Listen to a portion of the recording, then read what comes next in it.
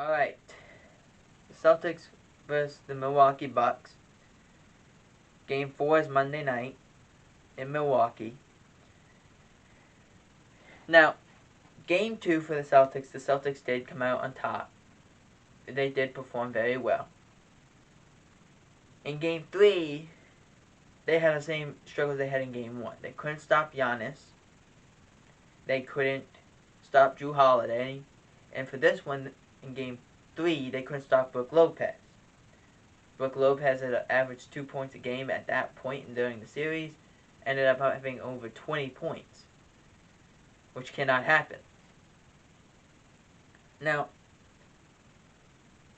I have to say this from the Celtics' point of view first, in order to make context. Al Horford can't be your leading scorer for 3/4 of the game. That can't happen. Al Horford had 20 points, and he was your leading scorer before Jaylen Brown decided to just go and just attack, which is what he should have been doing. Jason Tatum was a non-factor the whole series so far. He's never been, I don't think I've ever seen him look this puzzled by who he's facing. I've never seen this from him. Peyton Pritchard coming off the bench, I don't know what's his problem right now. In Games 1 and in Game 3, he struggled tremendously. How is this happening? The Celtics pride themselves on passing the ball and not playing ISO. They pride themselves on it. And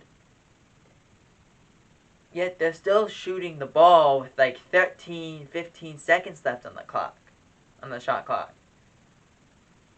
Why are they doing that? It doesn't make sense. They were in Game 2, they shot more threes, and they made them.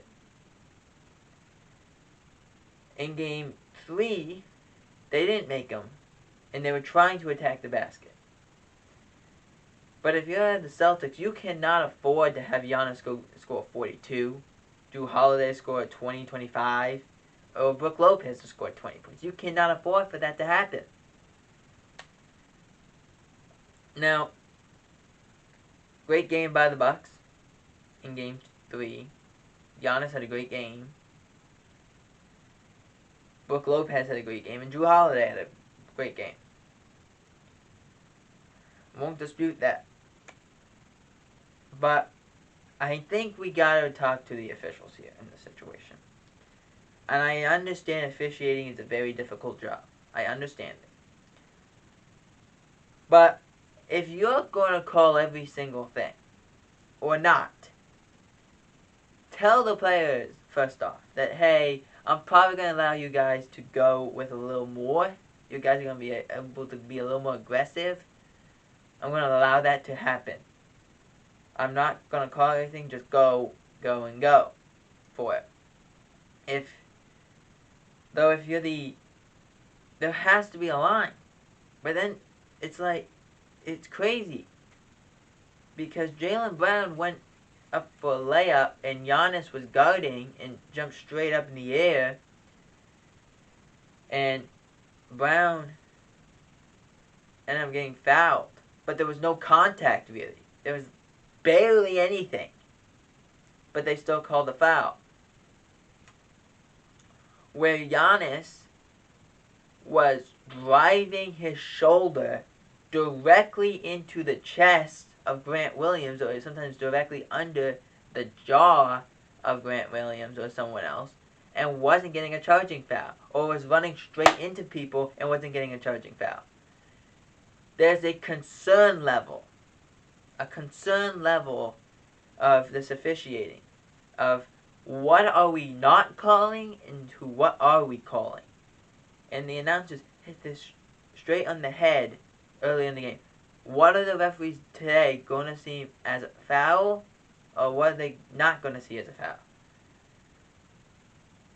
If I'm the Celtics, but if I'm the Bucks as well, I'm asking myself that question of what is a foul with these referees right now, and what isn't a foul.